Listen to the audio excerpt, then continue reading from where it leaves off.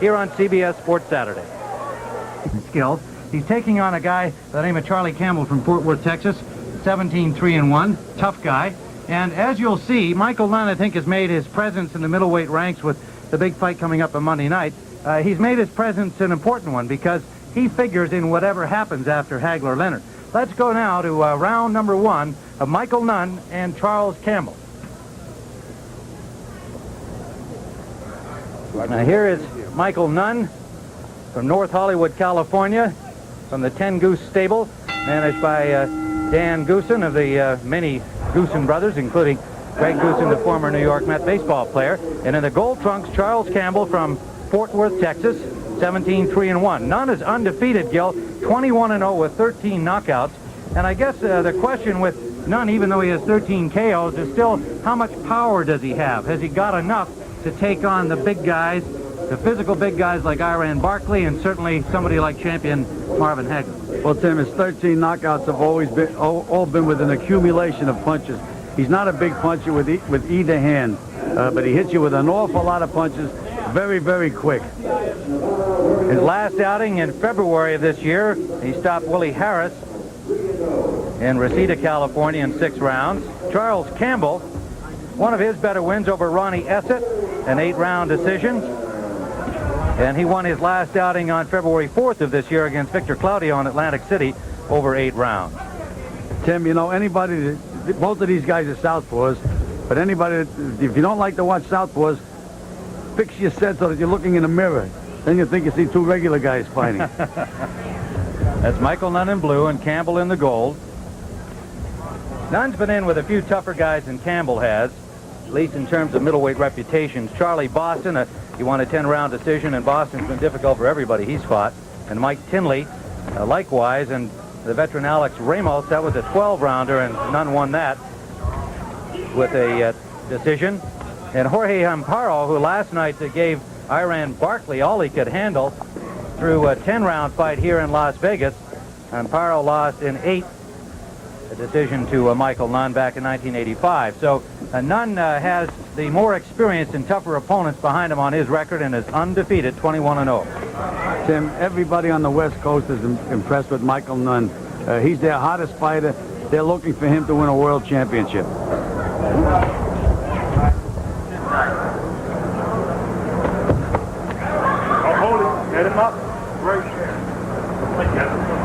Richard Green is Richard Steele, pardon me, is the referee, and Richard's going to be working the big fight on Monday night. We talked about that earlier on our program in our roundtable discussion. Very respected referee, and he'll be the man, the 3rd man in the ring with Hagler-Leonard on Monday night. You have to watch Michael Nunn's footwork. He's very, very quick. Gets out of the way. He's very, very hard to hit. It's like fighting Mercury or Quicksilver.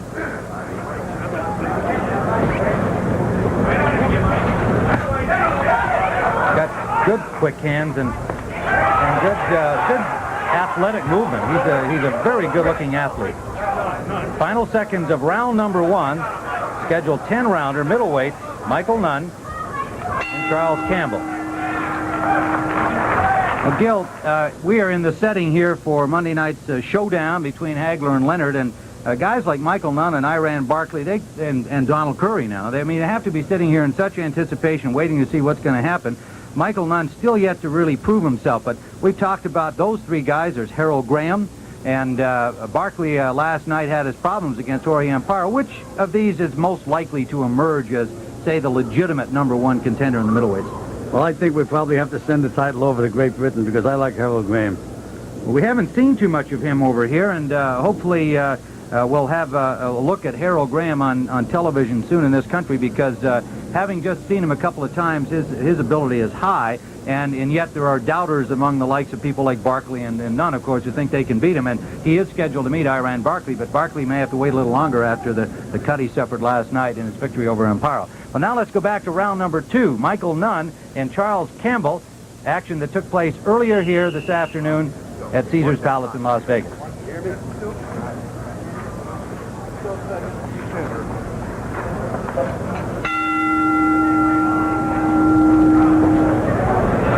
Does Nunn remind you of anybody, Gil, in terms of recent middleweights, or is he bringing some new things to the ranks?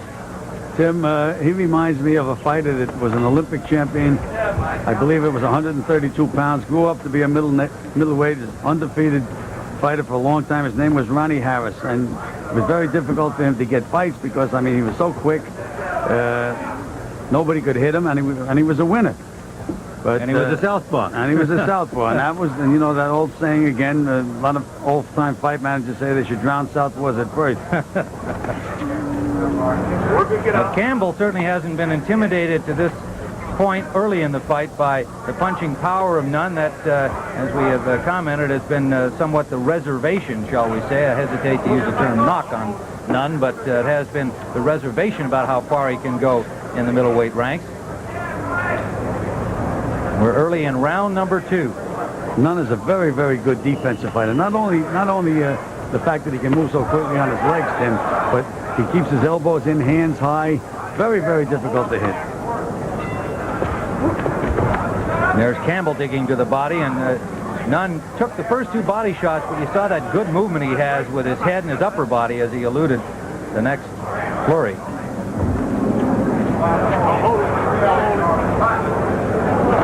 Halfway through round number 2, scheduled for 10. It's certainly been a weekend of the middleweights. Iran Barkley defeating Jorge Amparo last night, and a little lucky to do so. Took a bad cut, but he has great heart and great power, and he hung right in there. Finally won the decision with a knockdown in the 9th round, helping him along the way. Michael Nunn here this afternoon. Donald Curry with his unfortunate victory, if you can put it that way. Another DQ, his second in a row, as he won over Carlos Santos. Keep himself in the middleweight picture. Now Michael Nunn, as we're watching here.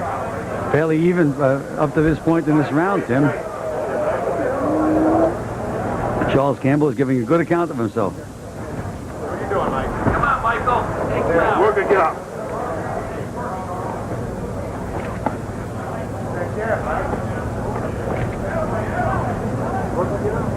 Michael Nunn's created a lot of excitement among California boxing fans, and certainly in the Goosen family, because they have that outstanding and exciting fighter, Frankie Duarte, who made that tremendous comeback, wound up losing a very disputed decision against Bernardo Pinango, and Californians hope that the Goosens will get another opportunity for Duarte and have Michael Nunn in the middleweight picture. Well, we'll be back with rounds 8 and 9 of this middleweight bout when we return in just a moment. I hate getting ripped off. Oh, me too. I took my car in for a muffler. Oh, you got a Midas? Oh, no. I went where they said the muffler would be $18. But no, for your car, the muffler will be more. Pay more, Seymour, more. Get a Midas, I said, Midas-size your muffler because Midas gets it right the first time. And that includes the estimate. I should have come here the first time instead of trying to cut corners. More and more men are keeping their bodies in shape. Their faces, too. Shaving's rough on your face. So every day, after every shave, splash on Skin Bracer. Skin Bracer cools, soothes, tightens pores. That's the tingle. Smells great, too. But Skin Bracer's not cologne. It's skin care you need. That's why more men are saying, Thanks. I needed that. Skin Bracer takes care of men who take care of their skin. Skin Bracer Aftershave.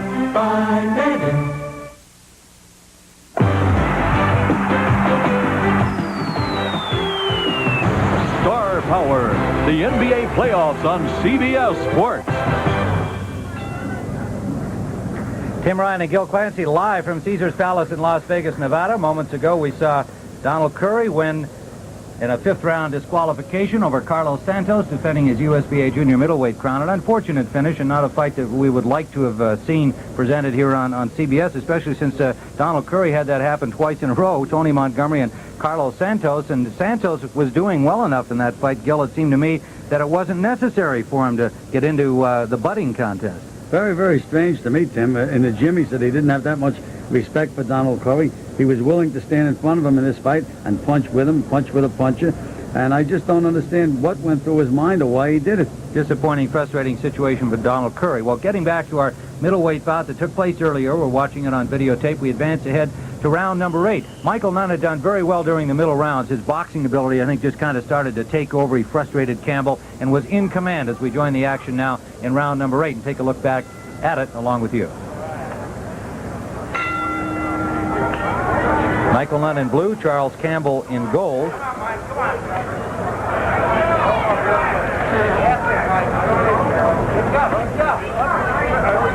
No, Tim, we watched rounds 1 and 2, and you'd think this was round 3 watching Michael Nunn and Charles Campbell. They're both full of pep. They both still have the same speed. Haven't lost anything.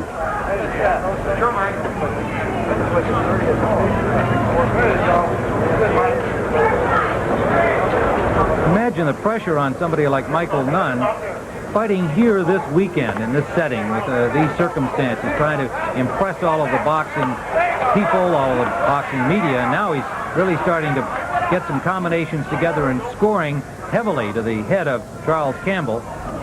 It's important not only that he win the fight, but he's got to impress everybody doing it. That's right, Tim. That is a tough job. You know, they say win at any cost, but sometimes you just have to let it all hang out, gamble. You have to impress the people. This is entertainment, whether they understand it or not. We're not in amateur boxing. Solid combination there. He brought a left uppercut, kind of an upward hook, and then followed right behind it. He's got very fast hands.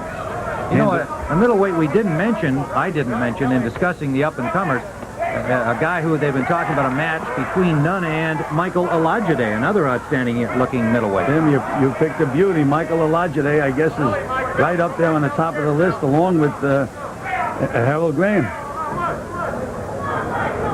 I would pick either one of those two at the moment, Tim, if the title is vacated, to become champion of the world. Nunn resting a little bit there, has covered up well, and Campbell unable to do anything with him. Campbell seems to have a little of the starch taken out of him, and it may be the frustration as much as the cumulative punching of Michael Nunn.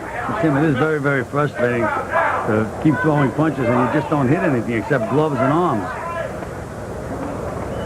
I suppose the speculation would be, let's assume that Hagler wins the fight Monday night, defends again to try and get Carlos Monzon's title. Would Nunn have enough defensive ability to hold off a Marvin Hagler? Tim, at the moment, I don't think that Michael Nunn punches hard enough to gain Hagler's respect. I think Hagler would be able to bull him, move him into the corner.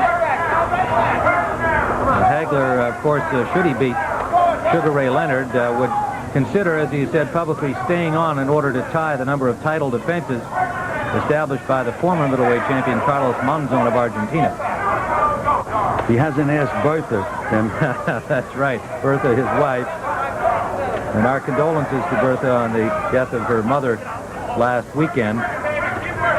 Fine Hagler family. Well, that's the end of the 8th round. Michael Nunn and Charles Campbell, and we'll come back with the 9th round in a moment. Live from Las Vegas. Let's go now back on videotape to the 9th round of this fight. Gillen will see that Michael Nunn shows that he can punch a little bit. He's got 13 knockouts. Let's watch what happened here earlier today.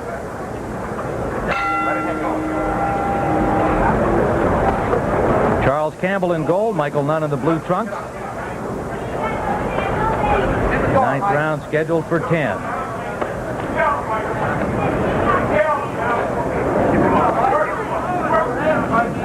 You can see some lumpiness on the face of Charles Campbell, so he has taken punishment from Nunn through these 8 rounds, even though he hasn't been rocked or knocked down. Tim, he's been hit an awful lot of clean punches, and a lot of them right on the button. And so far, he's still there.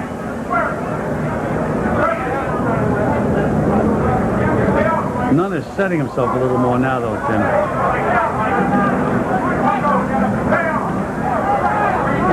Look at those punches, right on the button. Wow, and down he goes, Charles Campbell. First time in the fight, most impressive flurry by Nunn. He didn't miss any of those. They were all right on the button. Like a 6-punch combination, Tim. Everyone right on the button. And the referee stopped the fight, and rightly so. Richard Steele steps in and says that's enough. And Michael Nunn collects his 14th knockout victory, remains undefeated at 22-0. And the Happy Goosen clan comes in as they know full well they've got a real fine middleweight contender on their hands. And I guess quickly, Gil, I know you've already indicated that he's got to be there. Just name the others in those ranks that you think, where does he fit in? Well, I would have to rank them Michael Olajide, Harold Graham, and then perhaps Michael Nunn. Okay, well, it at least makes the middleweight ranks interesting no matter what happens on Monday night, but everybody will wait to see what goes on.